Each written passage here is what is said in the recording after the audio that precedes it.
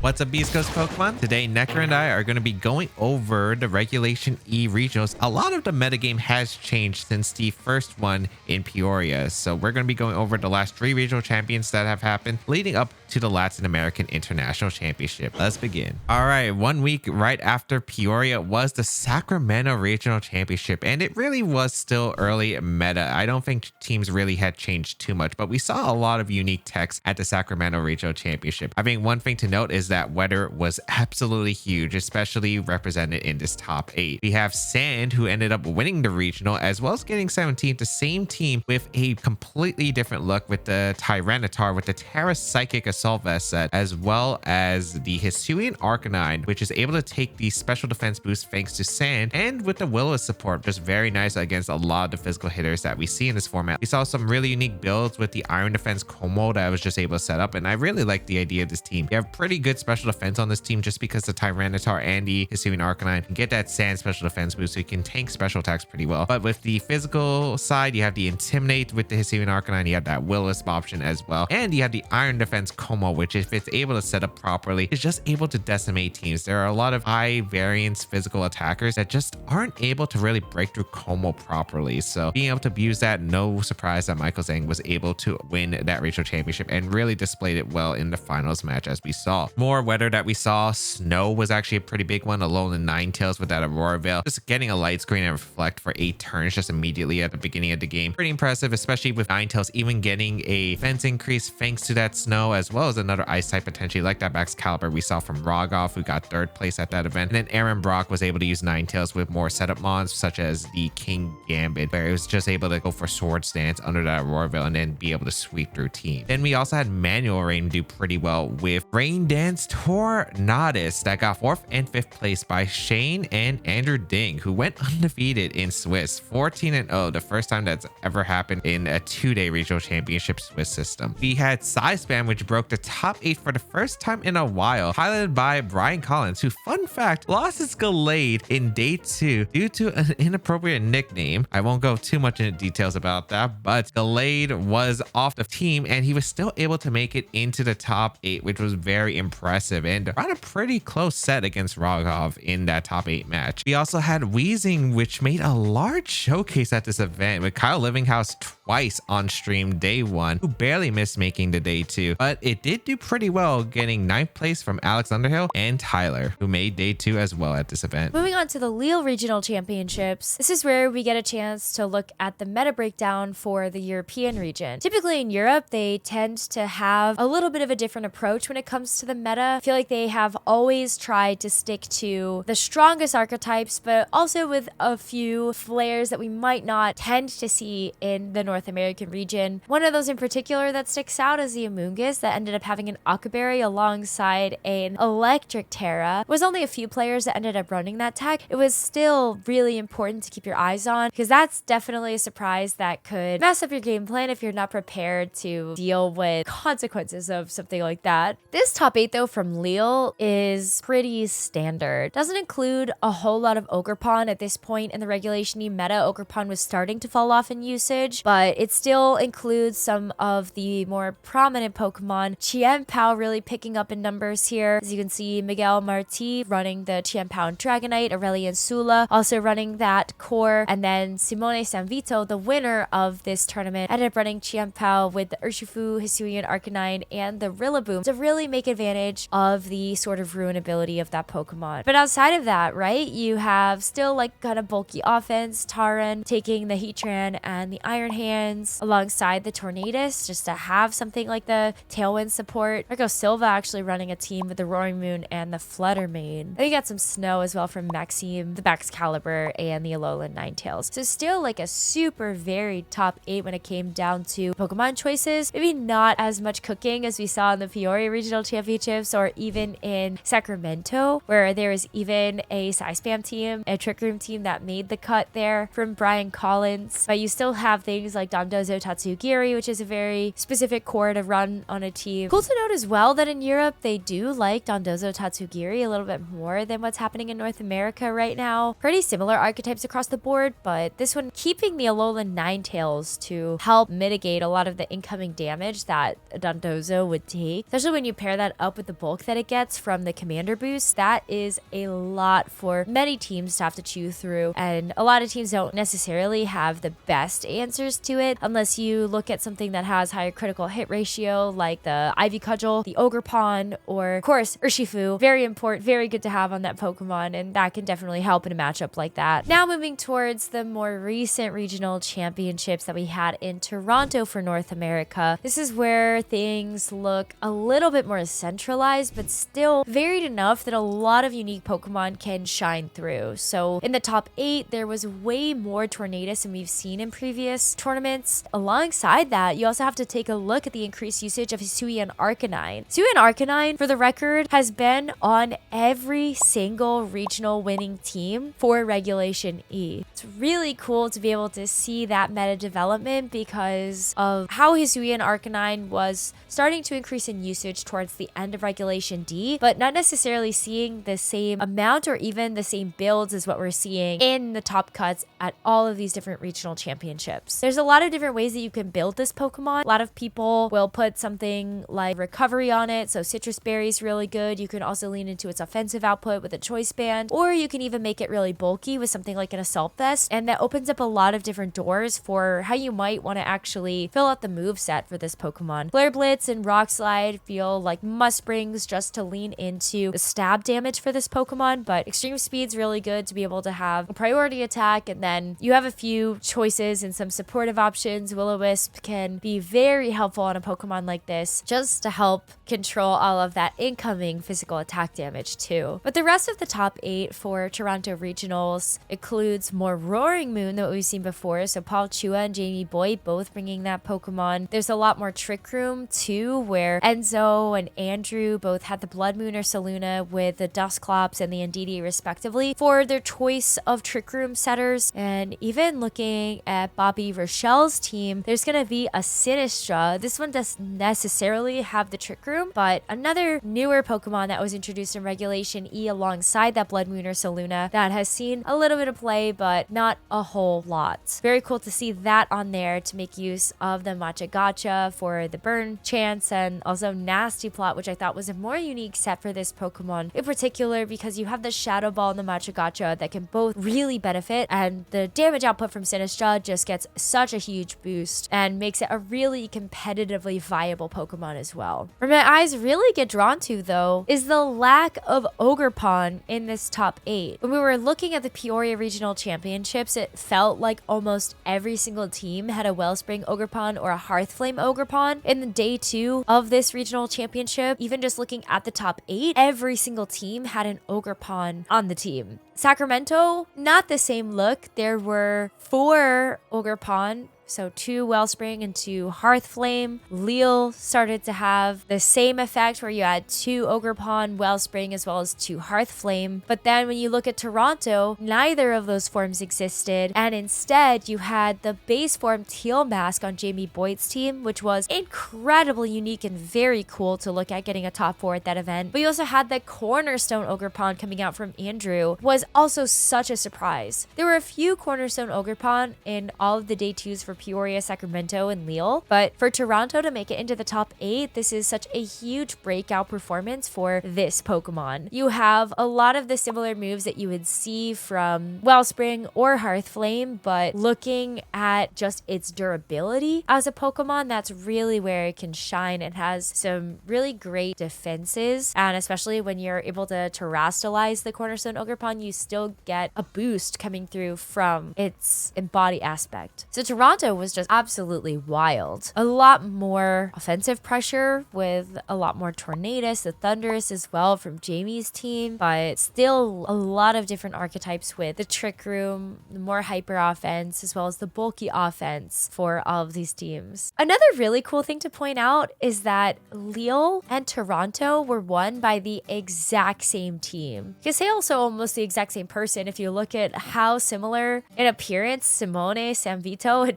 a crosshair. Actually, it looks like the same person won both of those regionals, which is really cool. Just, you know, Europe and NA. But that 6 is going to be super viable heading into the Latin American International Championship. For meta threats at LAIC in particular, keep an eye out for Tornadus, Roaring Moon. Iron Hands is still going to be very high in usage, as well as Hisui and Arcanine. I know a lot of Latin American players were also talking about Golden Go as a great option to lean into offense, and we still saw a lot of that even at the Curitiba Regional Championships, which was Regulation D, but still a very dominant Pokemon in that region. Fluttermane's still going to have a lot of usage. Urshifu, definitely expect that to keep rising in usage, and might even see a lot of Dondozo Tatsugiri, just knowing that it is an international event, and a lot of players from Latin America and Europe both like to lean into that duo. Trick Room, still very popular. Trick Room setters, Indeedee, Dusclops, Farigiraf, even Sinistra. Expect to see all of those as Trick Room setters, alongside Psyspam and Blood Moon or Saluna as Trick Room sweepers. And even Snow might have a lot of play here. Ice types are definitely rising in usage in the meta. A lot more Qianpao for the Toronto Regional Championships, which I think is going to have a lot of carryover for LAIC, but also Iron Bundle, Baxcalibur, really great Pokemon to see kind of back in the meta. And I think Baxcalibur is one of those Pokemon that really is starting to feel itself a little bit more in a meta like this. Players to watch out for. I think there are always quite a few at LATAM, and it's really exciting that we finally have the Latin American International Championship back. We have Gabriel Agati, I think, who is one of the favorites, as he's one of the strongest players, I think, in VGC, especially getting second place at the EUIC Championship last season, and he is definitely looking for that international championship win. Another player from LATAM who's also really on the hunt for that win is going to be Paul Rees, the 2018 world champion, and I know he really wants to bring an international championship home to LATAM, because Americans have won every single LATAM international championship. It's kind of insane when you think about it. Some of the players you got to watch out from United States, I think Riley Factura has to be one of the best players currently that we've seen so far. It's absolutely amazing, his consistency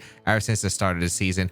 Winning the Pittsburgh Regional Championship, even though it's Regulation D, it did not stop him from crushing it in Regulation E, as he got top 8 at the Peoria Regional Championship, into second place at the Sacramento Regional Championship, almost taking home a second regional title in the same season, and making day 2 at the Toronto Regional Championship, falling just a bit short there for making the top 8, but it's been crazy impressive to see how well Riley has done. Definitely one of the strongest players right now in the world. And I think we have to mention someone who has won the Latin American International Championship twice. Like, this man, the only person who has won an international twice in the Masters Division, Ashton Cox. He will be attending this event, and I'm pretty excited to see how he does, because this is an event he does want to play for, because he's won 2 of them, and I think he would really like to be like the GOAT of LATAM. Winning it a 3rd time would be absolutely insane. Over in Europe, who is coming to invade LATAM, we have Eduardo Cunha, the 2022 world champion, as well as having a strong start to this season with winning the Barcelona special event, the first event in Europe this season, and he's definitely looking to finally make a top 8 appearance at the Latin American International Championship after getting top 16 quite a few times. We have Maddie Morgan, who is hot off a top 8 at the World Championship in 2023 over in Japan, and has been making day 2 pretty consistently throughout the start of the season, so it'll be pretty interesting to see. The next 2, I would say, I don't know if they're fully attending this event, but Alex Gomez and Aurelian have been really strong, especially over the last couple events, and we wouldn't be surprised to see them do really well here. That's it for this recap of Sacramento, Lille, and Toronto Regional Championships. As we start to see some meta development for Regulation E, we can look forward to the Latin American International Championships that are going to be happening in the middle of November. Can't wait to go ahead and break that event down too. We'll see you guys soon. Thanks so much for watching our Beastcoast Pokemon channel. Make sure you give a like and subscribe if you want to see more content. See you guys soon.